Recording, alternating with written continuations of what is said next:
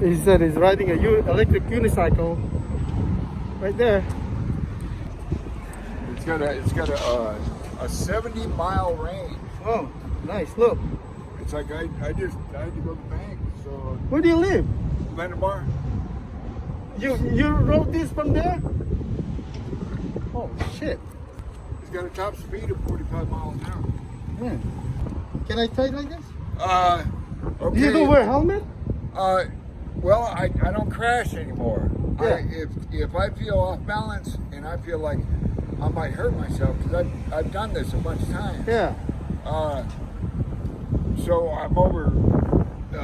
I've been over this territory before. He doesn't roll into someone's car or out in the street or something. Can I do it like this? You can try. Okay. It's okay to fall? I've fallen probably 1,000 times. Look at this. It's fun. Okay.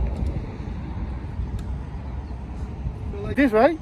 And lean forward. Lean forward? And you move forward. Yeah. Lean back and kind of puts the brakes on. Okay. So this is how you steal an electric unicycle. Oh, he knows how to do it. Okay.